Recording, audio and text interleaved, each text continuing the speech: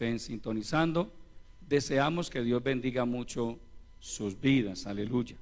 Voy a invitarles a estar puestos en pie y a que abran sus Biblias en la epístola del apóstol Pablo a Tito, en el capítulo 3, aleluya.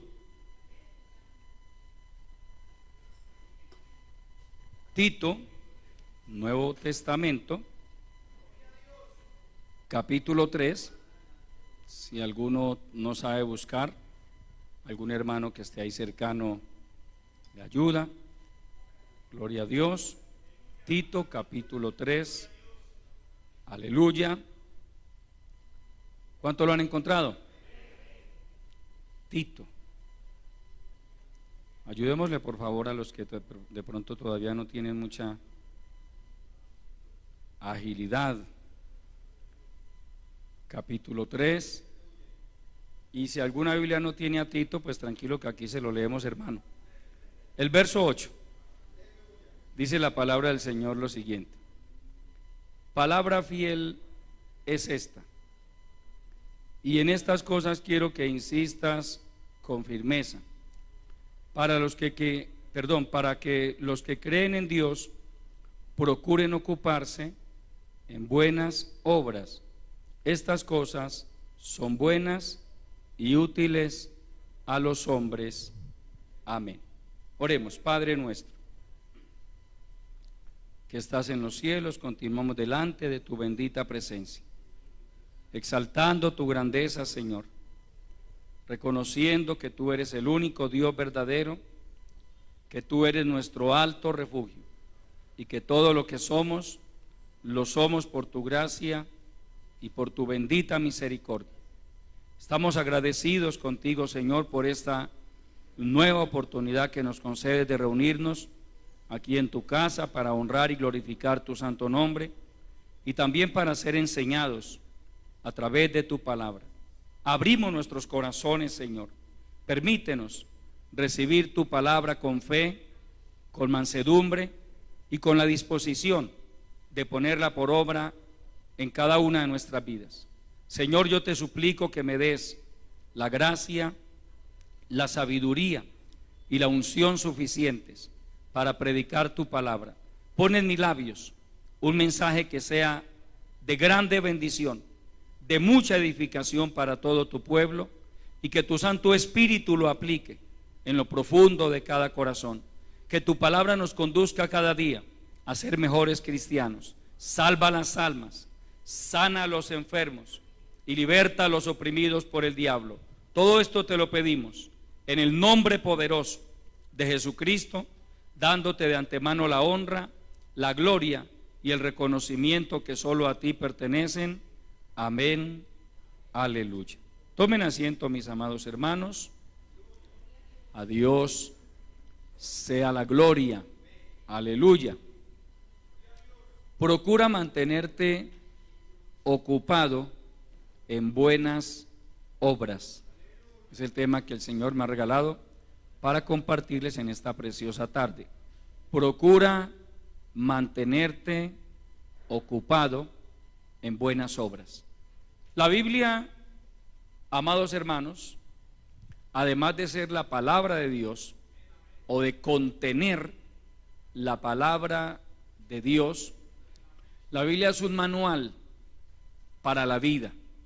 En ella encontramos instrucciones para todo: la vida social, la vida familiar, la vida espiritual, qué manejo debemos darle a los problemas, cómo debemos comportarnos frente a ciertas o frente a cada dificultad de la vida, etcétera, etcétera. Los que llevamos un tiempo en este camino por la misericordia del Señor, hermano, nuestras vidas fueron marcadas por esta bendita palabra. Amén.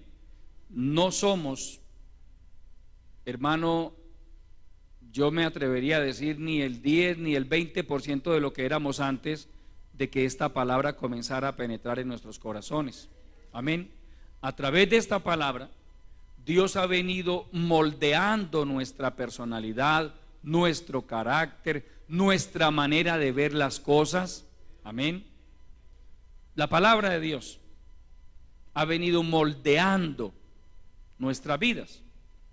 ¿Por qué? Porque a través de ella Dios nos instruye. La predicación de la palabra no es simplemente un espacio de tiempo en el que se busca entretener la gente. No, amado hermano, aquí no venimos a entretenernos. La iglesia no es un centro de entretenimiento ni de esparcimiento. La iglesia no es un club social tampoco. La iglesia es la casa de Dios, columna y baluarte de la verdad, dice el apóstol Pablo, aleluya. Aquí venimos, primero, de una manera voluntaria, nadie nos ha obligado a nosotros a ser cristianos. Segundo, venimos porque creemos que el Señor está aquí con nosotros, amén. Tenemos la firme convicción, la Biblia enseña que donde 2 o 3 nos congreguemos en el nombre de nuestro Señor Jesucristo, allí está Él en medio de ellos, amén. Es decir, aquí venimos con convicciones, no venimos por venir, no venimos, vamos a ver qué dice el pastor, no es a ver qué dice el pastor, voy a ver qué me dice Dios a mi vida, amén. Voy porque necesito que Dios me fortalezca, porque necesito que Dios me ayude a seguir adelante, al nombre de Cristo. Y entonces, amados hermanos, en la Biblia encontramos una cantidad de instrucciones, de enseñanzas para la vida diaria.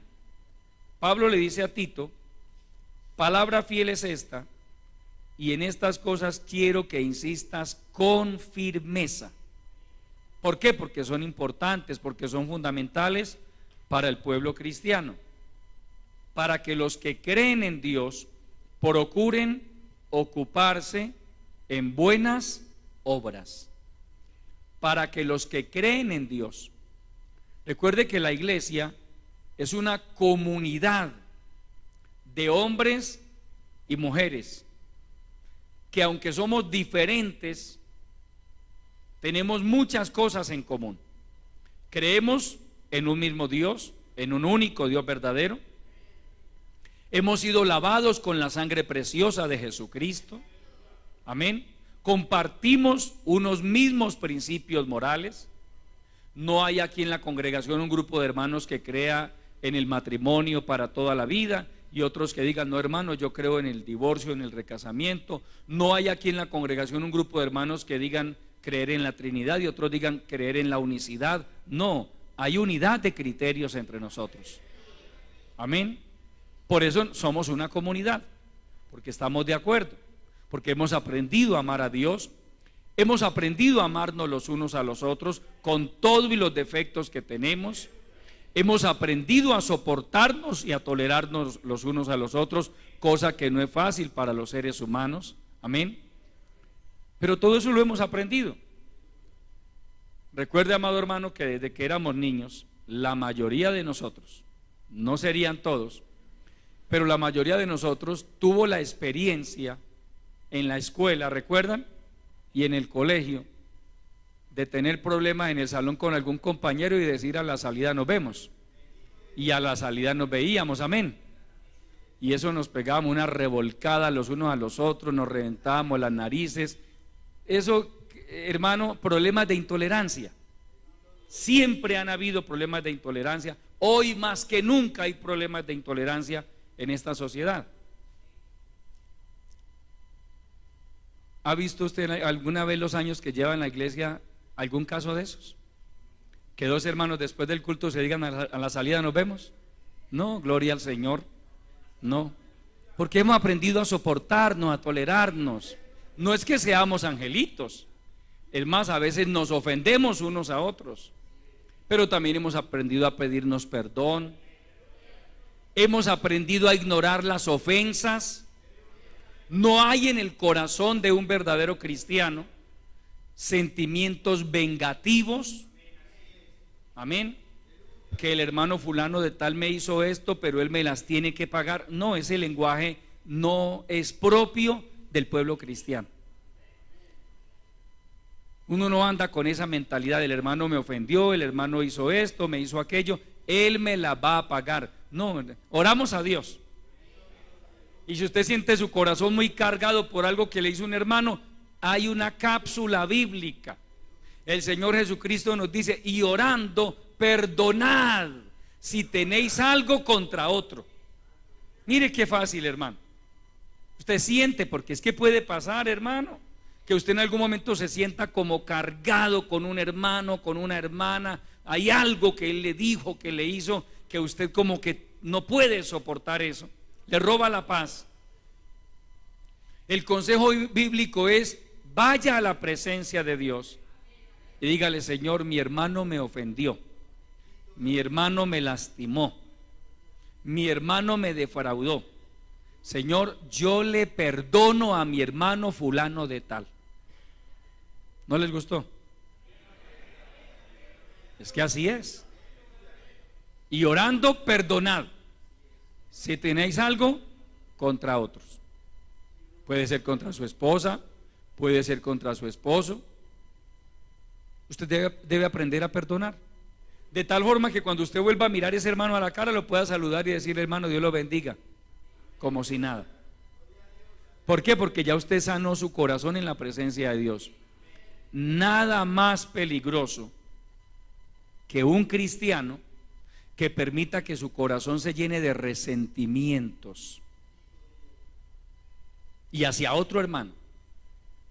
Porque cada vez que usted vea, si fuera su caso, vea al otro hermano, que él posiblemente sí tiene su corazón sano, él ya le pidió perdón al Señor, él ya le dijo al Señor que le perdonaba a usted también, pero usted no ha podido sanar su corazón, y entonces usted está de pronto en el culto adorando a Dios y de pronto voltea y mira a ese hermano o a esa hermana y a usted se le daña el día.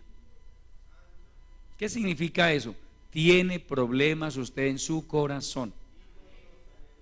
Es mejor que lo sane, amado hermano.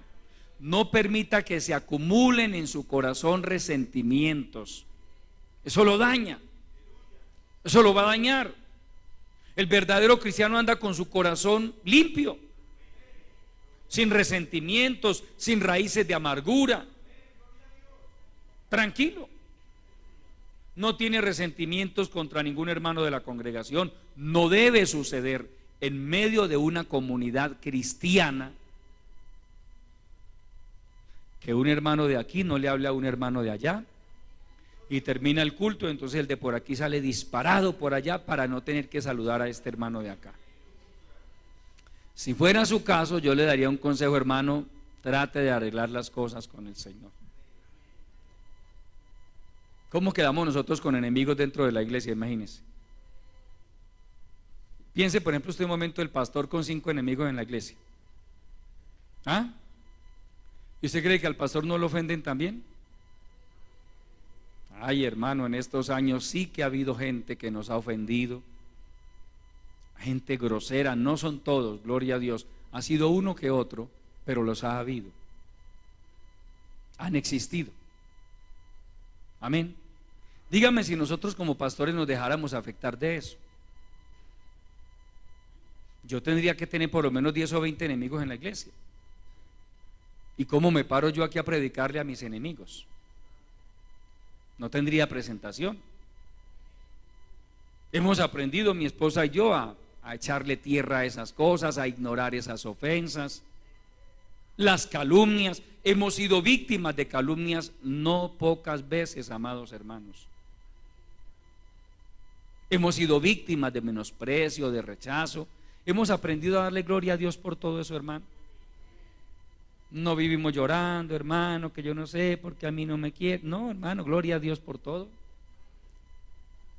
Desde que el Señor me ame, desde que yo en mi conciencia sepa que las cosas están bien con el Señor, vamos hacia adelante con la ayuda del Dios Todopoderoso. Amén. Pero con el corazón sano. Porque es que un corazón resentido, ¿sabe dónde también va a afectar eso, amado hermano? Su vida espiritual. Usted va a orar y se va a sentir redarguido. Va a perder libertad para orar. ¿Quién lo creyera, hermano? Una conducta sin perdonar roba la libertad espiritual, roba la paz, roba la paz. Pero cuando usted ora al Señor, yo le perdono a mi hermano, y es más, si usted considera necesario, se acerca al hermano o a la hermana también y le pide perdón, porque también es debido hacerlo, es bíblico. Amén. Hermano, perdóneme si lo ofendí, yo le perdono si usted me ofendió. Es más, de hecho, sí siento que usted me ofendió, pero hermano, yo le perdono ya, somos hermanos. Amén. Amén. Si a eso fuéramos, por ejemplo, mire, quien ha leído Gálatas capítulo 2, sabe que Pedro, hermano, sufrió una zarandeada muy fuerte de parte de Pablo. Y podríamos decir humanamente hablando, que Pablo, al lado de Pedro, era un don nadie. Porque Pablo no anduvo con el Señor Jesucristo. Pablo no fue nombrado apóstol de Jesucristo delante de los demás apóstoles. Por eso al principio, usted lo lee en sus cartas, él fue menospreciado también, porque muchos no creían en el ministerio apostólico de Pablo. Y un día Pablo le vio una actitud a Pedro que Pablo dice era digno de reprender. Es que, o sea, una actitud de hipocresía. Por cultura los judíos no se reúnen o no se reunían, no sé ahora cómo vivan ellos, igual tiene su prejuicio hacia los gentiles, pero en ese tiempo era más arraigado todavía. Entonces un judío no se reunía con gentiles. Como Pedro había tenido un trato con el Señor, pues digamos que ya Pedro no tenía ese prejuicio y se reunía con gentiles a comer, pero cuando veía que venía algún judío por ahí, Pedro se retraía, Pedro se alejaba, y Pablo notó eso y dijo: eso es hipocresía. Y Pablo dice, hermano, que lo reprendió cara a cara, duramente, porque era digno de condenar. ¿Cuántos hermanitos, si alguien en algún momento los reprende o los exhorta, quedan resentidos por el resto de sus vidas? Pero es resentidos, hermano. Algunos hasta se descarrían porque no soportan que alguien los haya reprendido. Según ellos, esa figura no es bíblica. Y resulta que sí es bíblica, amado hermano. Que en algún momento alguien lo reprenda a usted,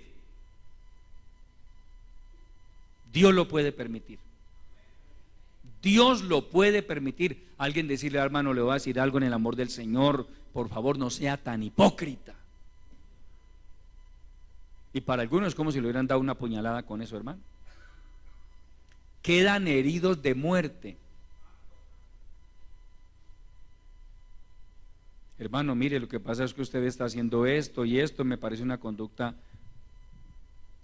Hermano, ninguno de nosotros está exento de que eso le llegue a pasar. Es más, Dios lo puede permitir. La pregunta es: ¿cómo queda usted? Si vamos a la palabra, ¿qué nos dice la Biblia? Que el justo me castigue será un favor, y que me reprenda será un excelente bálsamo que no me herirá la cabeza. Pero eso como que no nos gusta mucho a nosotros. A veces como que quisiéramos que ese versículo no estuviera en la Biblia. Que el justo me castigue será un favor. Y cuando me está hablando de castigarme, pues en nuestro caso no es de darme unos latigazos, sino de corregirme, de llamarme la atención. Y que me reprenda, dice, será un excelente bálsamo que no me herirá la cabeza. Me llamó la atención, me hizo una observación. Y en la vida de un cristiano que anda bien con el Señor, pues eso lo va a llevar a reflexionar y posiblemente va a decir: hermano, sí, el hermano tiene razón, qué vergüenza. Hermano, gracias, le agradezco mucho, Dios lo bendiga. Pero no, usted encuentra en las iglesias también creyentes groseros, hermano, groseros literalmente. Son groseros con los ujieres, son groseros con los hermanos de la cafetería, son groseros con todo el mundo, hermano. No le queda bien a un hijo de Dios ser un grosero o una grosera. No, porque entonces, hermano, ¿dónde está la obra que Dios ha hecho en su vida? ¿O es que no ha nacido de nuevo? Al nombre de Cristo. Hermano, que es que no me gustó como me lo dijo. Pues sí, pero así lo permitió el Señor. Mírelo desde ese punto de vista. Así lo permitió el Señor.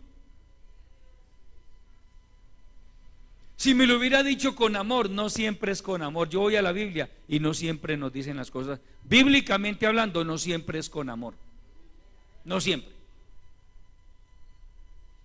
Si lo miramos desde el punto de vista humano, Pablo no se lo dijo a Pedro con amor, se lo dijo con indignación, porque a Pablo le indignó esa actitud. Pablo era de un carácter fuerte y se lo dijo así en la cara, hermano, al apóstol Pedro, al que el Señor le había entregado las llaves del reino de los cielos. ¿Sí ve que al Señor no se le escapa a nadie? A Pedro el Señor le entregó las llaves del reino de los cielos. Dice la palabra que tuvo un tiempo de su ministerio que cuando pasaba, hermano, solo con la sombra el que tocaba quedaba sano. Y ahora llega Pablo y lo reprende. Pablo mismo dice, le reprendí cara duramente, porque era digno de condenar. Su actitud me pareció muy horrible. Ahora la pregunta es, ¿usted ve a Pedro resentido con Pablo? No. En su segunda epístola, Pedro dice, como también nuestro amado hermano Pablo. Con eso Pedro está diciendo, yo tengo mi corazón sano. Yo no albergué resentimientos en mi corazón hacia mi amado hermano Pablo, ese que un día me reprendió delante de los que estaban conmigo. No lo llamó aparte, frente a frente, hermano, y delante de los que estaban ahí. Lo reprendió. Uy, hermano, que usted haga eso en el siglo XXI con un evangélico de estos modernos, hermano, lo mata. Lo mata. ¿Sí ve qué falta nos hace, amados hermanos, tener un conocimiento claro de las Escrituras?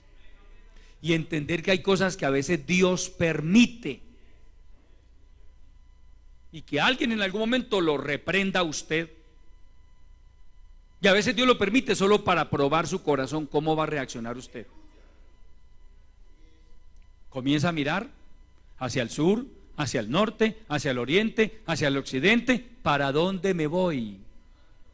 Porque así son algunos. Yo me voy de aquí porque aquí no hay amor.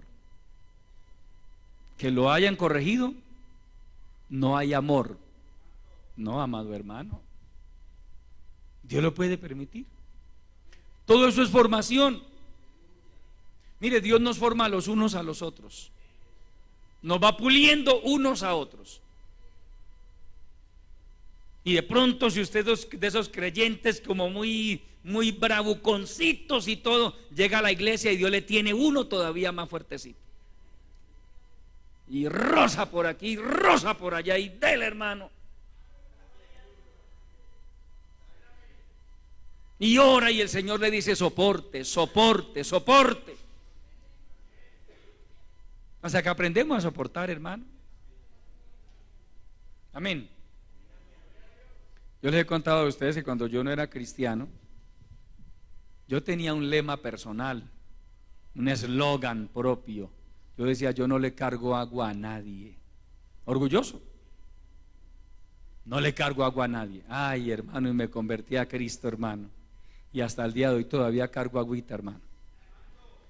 Todavía hay que cargar agua, hermano. Mire, y ¿eso me hace infeliz? No, no me hace infeliz. Porque mire lo bueno del evangelio, hermano, nos forma para la vida. Nos forma, nos enseña a perdonar, a ignorar ofensas. Porque en algún momento ninguno de nosotros está libre de que nos ofendan, de que nos defrauden, hasta de que nos roben, hermano. ¿Y qué vamos a hacer? Nosotros no le mandamos a nadie a los de la moto, ¿cierto? Entonces perdone, aprenda a perdonar. ¿Para quién es la enseñanza? Para los que creen en Dios, que procuren ocuparse en buenas obras, para que no, dice, estas cosas son buenas y útiles a los hombres. Los que creen en Dios procurar es tratar, hacer lo posible de ocuparse en buenas obras. Un buen cristiano no es un vago, en ningún sentido, ni en el sentido espiritual ni material. No es un vago. Un buen cristiano es una persona útil, es una persona activa, es una persona productiva. El buen cristiano es una persona productiva. Se gana lo que se come también. Amén. Sí, hermano. Eso es bíblico. Dios no promueve la vagancia. Mire, Dios puso a Adán y Eva en el huerto del Edén. Todo lo tenían. Podríamos pensar, Adán no tenía necesidad de trabajar. Él, para mantener la señora, imagínese, y un huerto lleno de toda clase de frutas, de legumbres, de todo. Y sin embargo Génesis nos dice que Dios lo puso para que labrara el huerto y lo cuidara, para que lo labrara. Amén.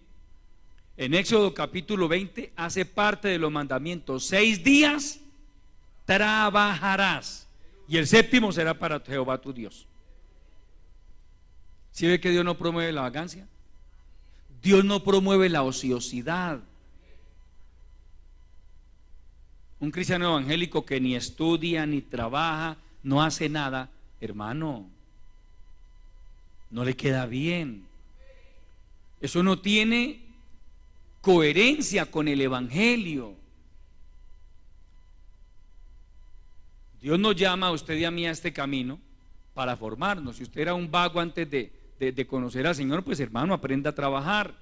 Si usted era un ladrón antes de conocer a Cristo, porque también hay ladrones que se convierten al Señor, y gloria a Dios por eso, dice Pablo: el que hurtaba ya no hurte más, sino trabaje con sus manos. Mire cómo es el Señor, hermano. Al que era un ladrón, Dios le dice: trabaje con sus manos y aprenda a compartir con el que tiene necesidad. Qué bueno es Dios, hermano. Y usted encuentra en las iglesias gente que fue de todo, hermano, de todo. Algunos ladrones, de todo, atracadores, pero ya hoy no le quitan un peso a nadie. Ya son honestos, ya son personas con principios. Eso es lo que hace el evangelio, amado hermano y amigo. Entonces dice Pablo: palabra fiel es esta, y en estas cosas quiero que insistas con firmeza, para que los que creen en Dios procuren ocuparse en buenas obras. Los que creen en Dios procuren ocuparse en buenas obras. Un buen cristiano se ocupa, por ejemplo, primero de aprender algún oficio en la vida. Usted debe, hermano, eso es responsabilidad con uno mismo. Usted debe aprender a hacer algo en la vida. Hoy en día, gracias a Dios, hay muchas posibilidades de aprender. Hasta por internet hace usted algunos cursos gratuitos y aprende algo. Puede aprender oficios, electricidad, muchas cositas, hermano. Panadería. Usted puede aprender a hacer panes mirando en internet videos, si se propone hacerlo. O si puede, pues se paga una tecnología, al menos una técnica, pero aprende a hacer algo, porque usted entiende: yo debo aprender a ganarme la vida. Amén. Yo debo aprender un arte. Mira, amado hermano, por cultura, los judíos tenían una tradición, y era que los hijos aprendían la profesión de los padres. Es decir, ellos no criaban muchachos vagos. Los hijos aprendían la profesión de sus padres. Si el papá era pescador, los hijos eran pescadores. Si el papá era alfarero, los hijos eran alfareros. Si el papá era pastor de ovejas, los hijos aprendían a pastorear ovejas. Y así sucesivamente. Pero tenían una profesión. ¿Recuerda que Pablo tenía una profesión? Él era fabricante de tiendas. Él no era un vago. Pablo no era un vago. Pablo no era un inútil. Era fabricante de tiendas. Los apóstoles del Señor, en su mayoría, fueron pescadores. Otros, como Mateo, pues tenía un oficio, pero igual era un oficio avalado por el Imperio Romano. No era ilegal lo que Mateo hacía. Que no le agradara a los judíos era otra cosa, pero lo que Mateo hacía era legal.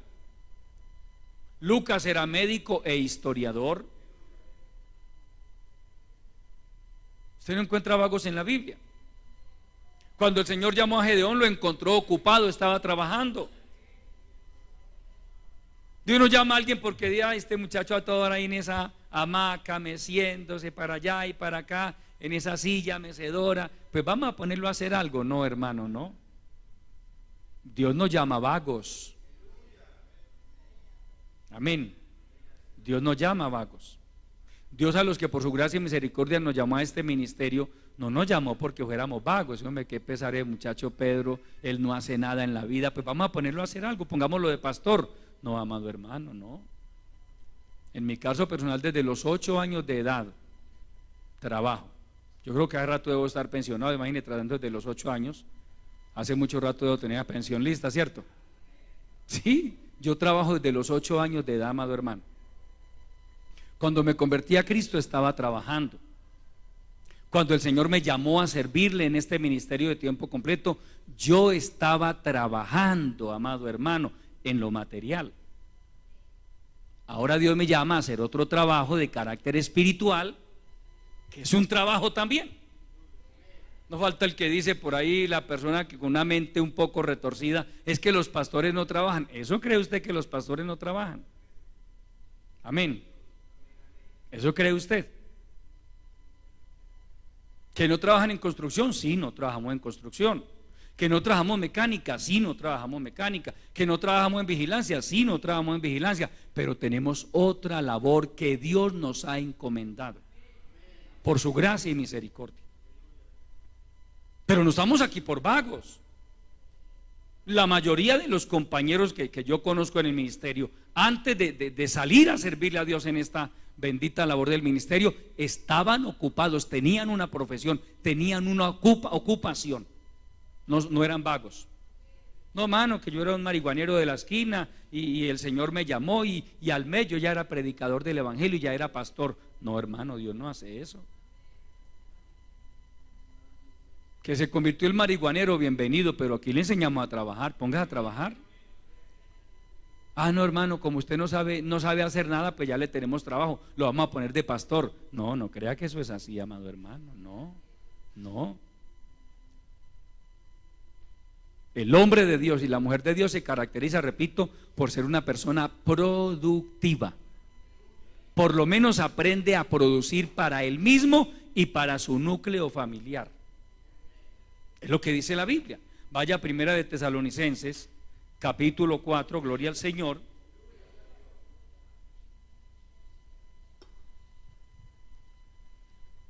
Primera de Tesalonicenses, aleluya, capítulo 4.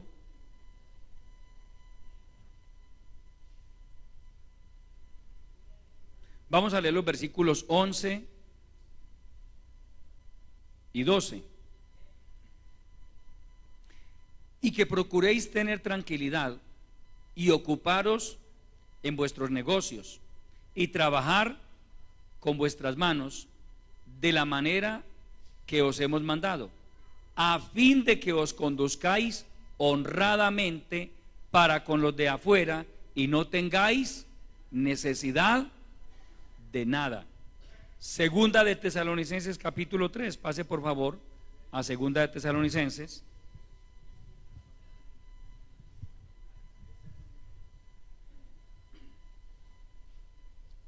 Capítulo 3, gloria al Señor. Vamos a leer la palabra del verso 10 en adelante. Este es un poco fuerte. Verso 10. Porque también cuando estábamos con vosotros, os ordenábamos esto: si alguno no quiere trabajar, tampoco coma. ¿Ah? Qué tremendo. Verso 11. Mira lo que dice el verso 11. Porque oímos que algunos de entre vosotros andan desordenadamente, no trabajando en nada, sino entremetiéndose en lo ajeno. A los tales mandamos y exhortamos por nuestro Señor Jesucristo, que trabajando sosegadamente coman su propio pan, que al menos se ganen el de ellos, hermano, que al menos el de ellos. Amén, amados. Es una vergüenza. Escuchemos por favor, amado hermano, escuchemos. Es una vergüenza, y se ve mucho en este tiempo, de mujeres que se consiguen unos maridos que no son buenos sino para estar por ahí en la calle presumiendo que son disque fornidos y acuerpados, pero son unos vagos. Y hay mujeres que se ponen a mantener un vago. Una mujer de Dios no mantiene un vago, hermano, jamás. Por dignidad. Una mujer de Dios no se pone a mantener un vago. Y ella trabajando y el tipo viendo televisión y andando para arriba y para abajo. Eso no se hace, amado hermano.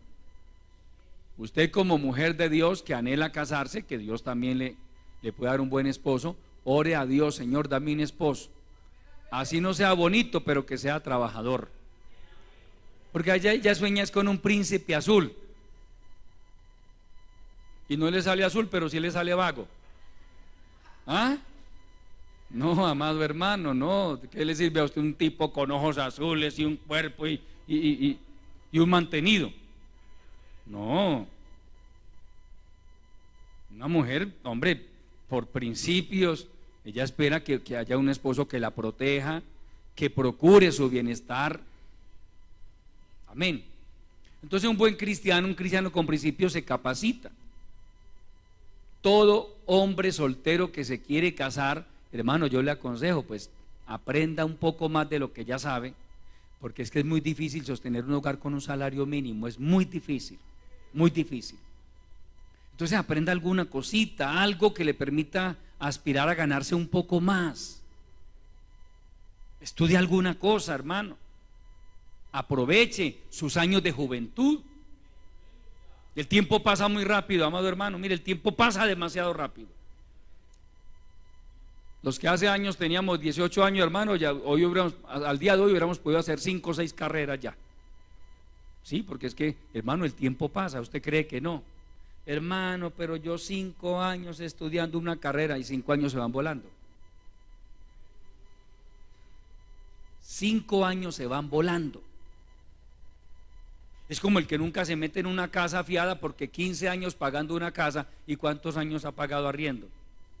Yo pagué arriendo más de 20 años, hermano, hasta que Dios en su misericordia me permitió comenzar a pagar mi propia casa. Pero mire que ya llevaba casa y media pagada, pero no me quedé con ninguna de ellas. Alrededor de 22 años pagué casa y media, pero ninguna de ellas era mía. Entonces, si ve, si ahora Dios a usted le da la oportunidad de adquirir un crédito para vivienda, hermano, no se ponga a pensar que 15 años, hermano, esos 15 años van a pasar. ¿Cuándo se imagina uno, los que aquí ya llevamos unos añitos en este camino y otros añitos de casados? En mi caso personal ya vamos para 28 años, 29 años mi esposa y yo de casados. ¿Ah? O sea, mire el tiempo como pasa, hermano. Y usted sabe, el tiempo se va y lo que usted no haga, hermano, lo que no haga ahora posiblemente ya después le va a quedar más difícil. Entonces por eso la Biblia nos habla de la importancia de la diligencia, de ser laboriosos. Si puede ahorrar un pesito, ahórrelo, amado hermano. Haga algo por usted mismo, por su futuro, por su vida.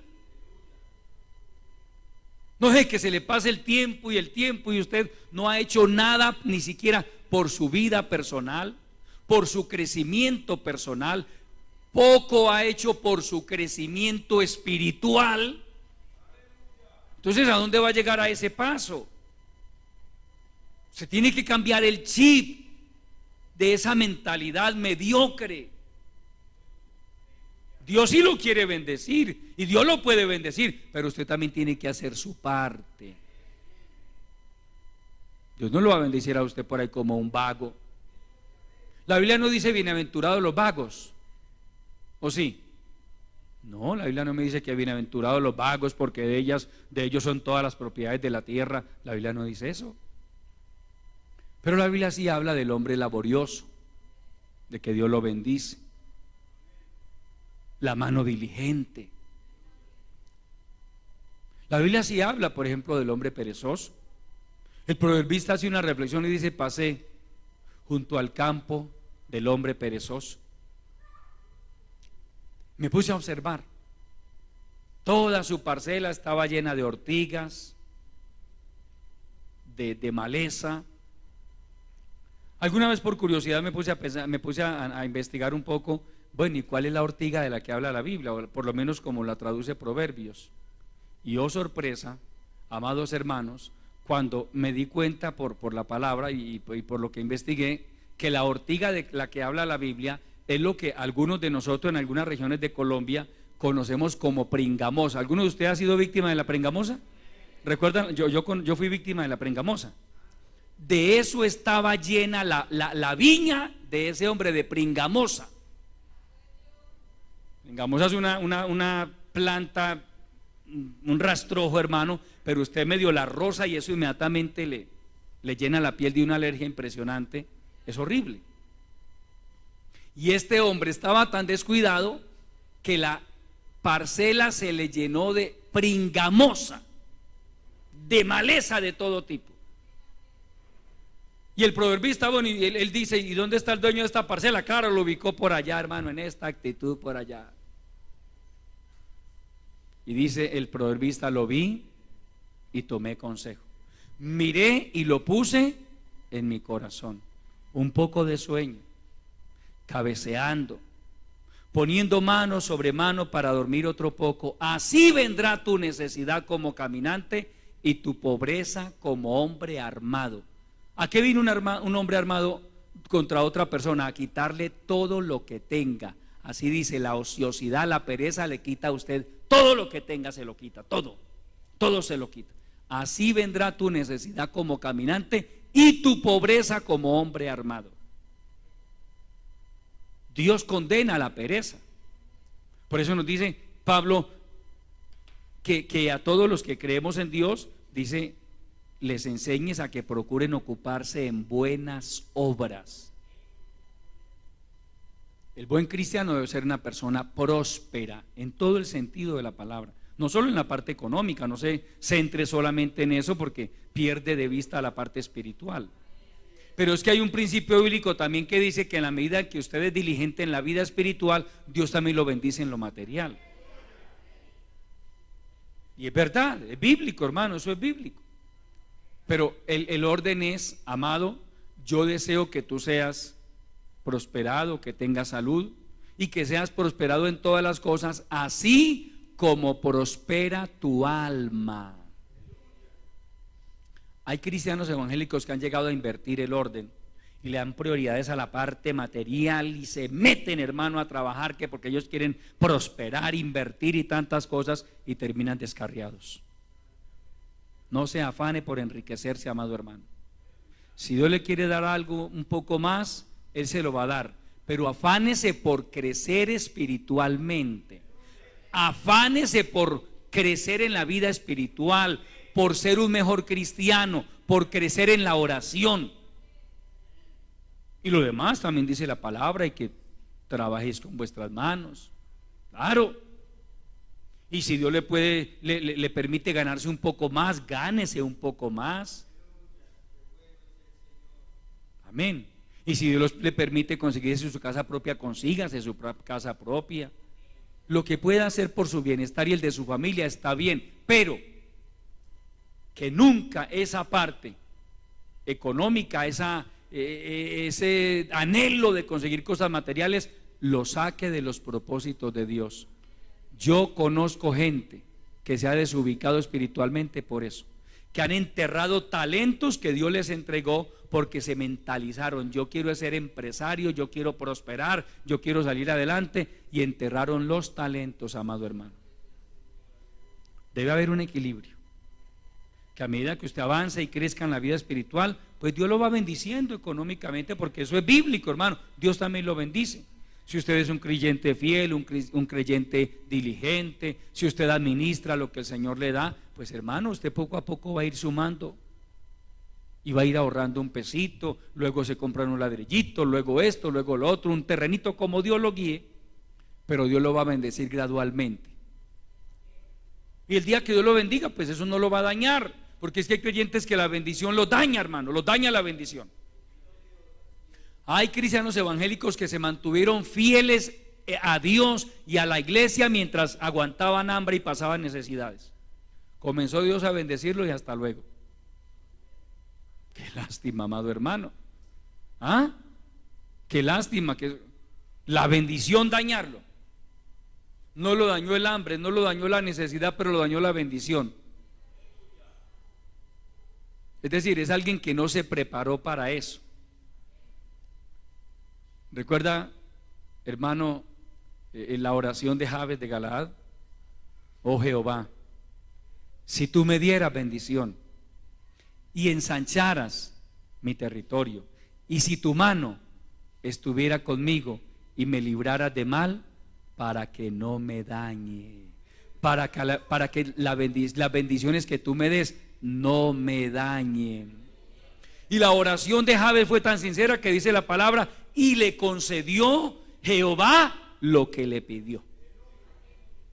Fue sincera la oración de este hombre. Le concedió Jehová lo que le pidió. Ese creyente que anhela que Dios lo bendiga, que tiene proyectos personales, no es malo tener proyectos, no es malo querer salir adelante. Lo malo es dejar a un lado las cosas de Dios para enfrascarse ya en proyectos materiales. Entonces ya se invierte el orden y hay que aplicar lo que dice Pablo en su primera carta: porque raíz de todos los males es el amor al dinero, el cual codiciando algunos fueron traspasados de muchos dolores. ¿Sí ve que tiene que haber un equilibrio, amado hermano? Que Dios lo está bendiciendo, comience a pedirle al Señor sabiduría para administrar lo que Él está dando. Pero como ya yo estoy bendecido, hermano, pues entonces ya no tengo que orar, ya no tengo que ayunar, ya no me tengo que congregar, porque estoy bendecido. Hay esa persona donde ella misma se priva de la bendición de Dios, y Dios le puede llegar a quitar lo poco o mucho que tenía. Entonces, hermano, mire, fundamental, procurar ocuparnos en nuestro crecimiento espiritual, nuestro crecimiento personal y nuestro crecimiento espiritual. Una cosa es congregarse y orar, lo que hace la mayoría de los cristianos. Ellos oran y se congregan. Pero otra cosa es usted anhelar crecer en la vida espiritual. No todos los cristianos evangélicos anhelan crecer en la vida espiritual, no. De hecho, hay evangélicos que se pasan la vida en una iglesia cristiana y no se saben 2 versículos de la Biblia. ¿De qué habla eso? No hay anhelos. Usted podrá decir: hermano, es que yo soy muy malo, yo no sé, yo no aprendo nada. Claro, si no estudia, ¿cómo va a aprender? El cerebro, amado hermano, sepa una cosa: el cerebro tiende a ser perezoso. Está demostrado desde el punto de vista profesional que el cerebro tiende a ser perezoso. Si yo no obligo a mi cerebro a aprender, él se queda ahí relajado. Y cuando yo no aprendo algo, las neuronas se me mueren.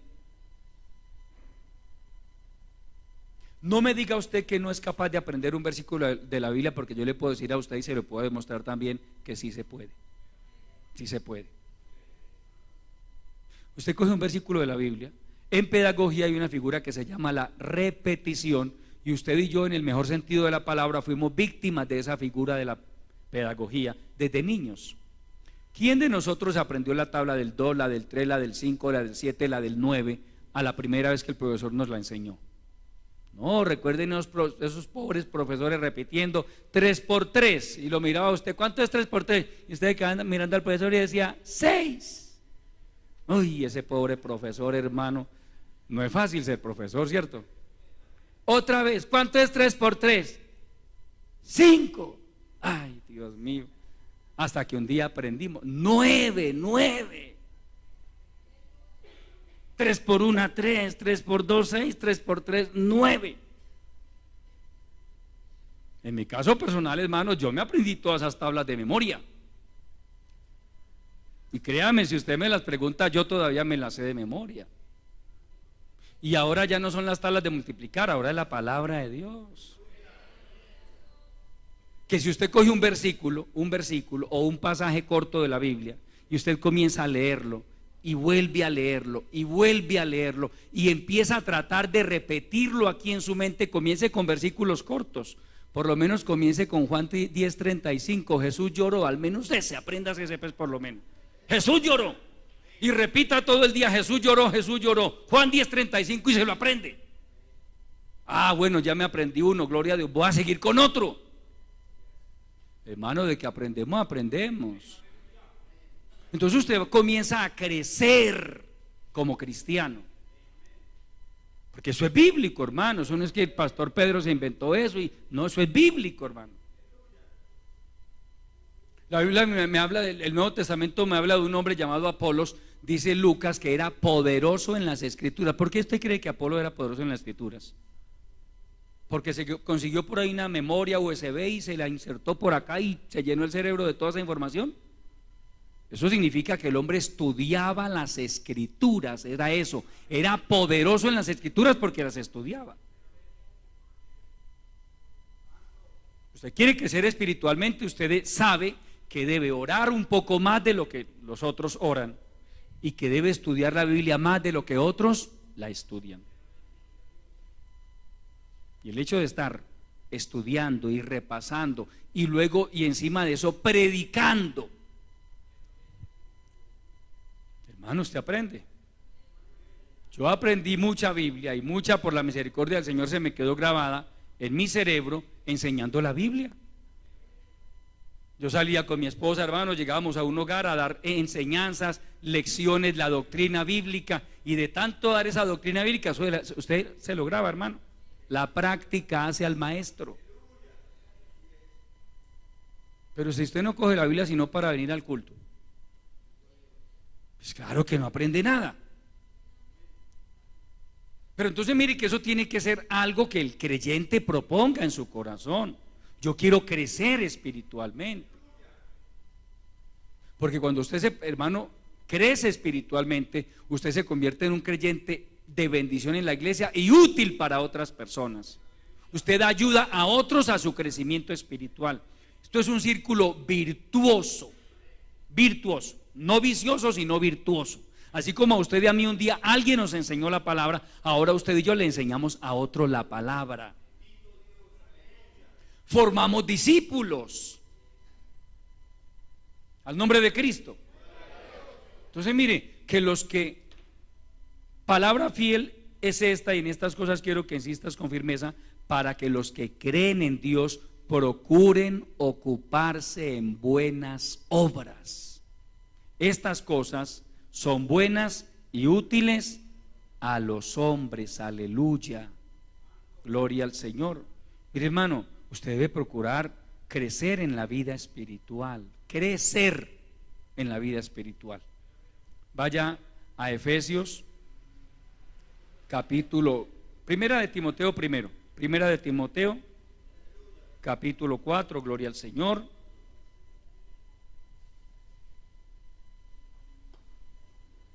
Primera de Timoteo capítulo 4.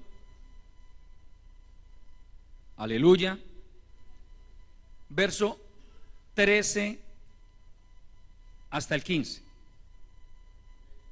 Entre tanto que voy, ocúpate. Mira, amado hermano, ocúpate en la lectura, la exhortación y la enseñanza. Segundo, no descuides el don que hay en ti, que te fue dado mediante profecía con la imposición de las manos del presbiterio. Ocúpate en estas cosas, permanece en ellas, para que tu aprovechamiento sea manifiesto a todos. Pero mire, ojo con el verbo ocúpate, ocúpate. Ocúpate en la lectura, la exhortación y la enseñanza. Ocúpate en cuidar el don que Dios te ha dado. Ocúpate en crecer en la vida espiritual. Es decir, el buen creyente se mantiene ocupado en buenas obras, en buenas obras. Amén. Ahora sí vamos a Efesios capítulo 4. Aleluya. Maravilloso el Señor para siempre. Efesios capítulo 4. Vamos a leer desde el verso 14 en adelante. Para que ya no seamos niños fluctuantes, llevados por doquiera de todo tipo de todo viento de doctrina, por estratagema de hombres que para engañar emplean con astucia las artimañas del error, sino que siguiendo la verdad en amor, ojo, crezcamos en todo en aquel que es la cabeza, esto es Cristo, de quien todo el cuerpo bien concertado y unido entre sí por las coyunturas que se ayudan mutuamente según la actividad propia de cada miembro, recibe su crecimiento para ir edificándose en amor. Si es que la Biblia, amado hermano, si habla de crecimiento, amén. Ya no crecimiento físico. Usted y yo crecimos ya lo que íbamos a crecer físicamente hablando, pero espiritualmente, personalmente, usted y yo podemos crecer mucho todavía, mucho con la ayuda del Señor. Hermano, ese crecimiento espiritual, personal, doctrinal, ministerial, hermano, eso no tiene límite. Hermano, es que usted ya llegó aquí hasta este cielo falso y ya usted no crece más. No, usted espiritualmente hablando puede crecer todo lo que quiera. Usted puede crecer en la oración, puede crecer en el estudio de la palabra, puede crecer en la enseñanza bíblica, puede crecer en la gracia y en el conocimiento de nuestro Señor Jesucristo. Podemos crecer en todas las áreas. El verdadero cristiano, hermano, siempre está en crecimiento, en crecimiento. No vive estancado. ¿Por qué? Porque la Biblia nos dice que procuremos ocuparnos en buenas obras. Estas cosas son buenas y útiles a los hombres. Creyentes de ese tipo, hermanos, son los que se convierten en una bendición dentro de una congregación, porque es gente útil. Ayudan a formar a los recién convertidos, evangelizan, predican, levantan campos blancos, Dios les da gracia, plantan iglesias para la gloria del Señor. Amén. Porque es un creyente que se mantiene activo, es un creyente con anhelos espirituales. No es un creyente, hermano, que se acostumbra a asistir a una iglesia y va el domingo, o en la mañana o en la tarde y ya. Pues sí, es creyente. No estamos diciendo que sea un impío, pero pregunto, ¿está creciendo espiritualmente? Posiblemente no, posiblemente no. Su nivel espiritual es muy bajo, muy bajo. Y Dios no quiere eso para nosotros. Dios quiere que usted y yo estemos en un constante crecimiento y desarrollo espiritual. Vamos a estar puestos en pie, amados hermanos, y pedimos al Señor que nos ayude a poner su bendita palabra por obra en nuestras vidas. Padre eterno, te alabo, mi Señor. Mil gracias te doy por haberme permitido compartir esta enseñanza de tu bendita palabra con tu pueblo. Gracias, Señor, porque a través de tu palabra tú nos das formación. A través de ella tú vas perfeccionando tu obra en cada uno de nosotros, tus hijos. Ayúdanos a ponerla por obra. Ayúdanos a ser cristianos diligentes, esforzados, cristianos que nos preocupemos por nuestro crecimiento espiritual y personal. Bendice a tu pueblo, Señor. Bendice a aquellos hermanos que al escuchar tu palabra proponen en sus corazones ponerla por obra. Dales la gracia para que puedan hacerlo, Señor. Levanta hombres y mujeres de mucha bendición